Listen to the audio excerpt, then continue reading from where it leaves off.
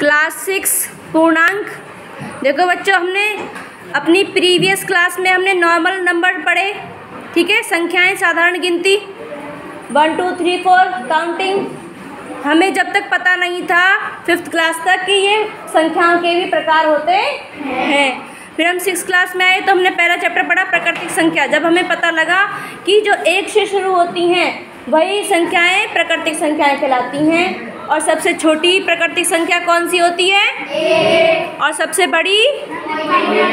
क्योंकि हर संख्या में 1 जोड़ने पर हमें संख्याओं का कोई अंत नहीं है, ठीक है। फिर हम और आगे पढ़े। अब वस्तुओं के होने को दर्शाने से हमें प्राकृतिक संख्या मिलती है। जैसे कि क्लास में कितने बच्चे हैं, मान लो 4 बच्चे हैं तो हमने 4 को लिख दिया, ठीक है।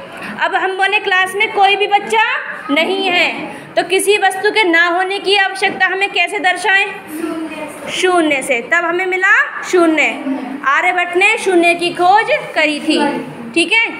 अब किसी वस्तु के ना होने की चीज़ को दर्शाने के लिए हमने 0 लगाना शुरू कर दिया।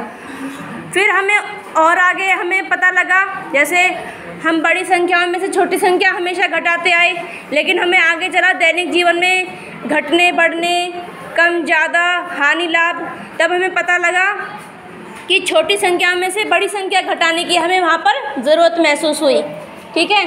तो पूर्णांक, वहाँ पर पूर्णांकों की खोज होती है, रियल नंबर्स। पूर्णांक संख्याओं की आवश्यकता क्यों पड़ी? छोटी संख्याओं से बड़ी संख्याओं को घटाने की आवश्यकता पड़ने पर ही पूर्ण संख्याओं का विस्तार किया गया। पूर्ण संख्या यानी कि 0 से शुरू होने वाली, और जिसमें प्राकृतिक संख्याओं के संगत हमें नई संख्या मिली। यदि 1 प्लस में है तो 1 माइनस में भी होगा, 2 प्लस में है तो 2 माइनस में भी होगा, यही संगत नई संख्याएं होती हैं। तब वहाँ पर पूर्णांकों का आविष्कार या हमें खोज मिली।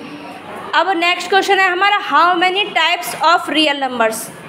पूर्णांक संख्याएं कितने प्रकार की होती हैं? पूर्णांक संख्याएं रियल नंबर्स 2 प्रकार की होती हैं, धनात्मक पूर्णांक और ऋणात्मक पूर्णांक, पॉजिटिव रियल नंबर और नेगेटिव रियल।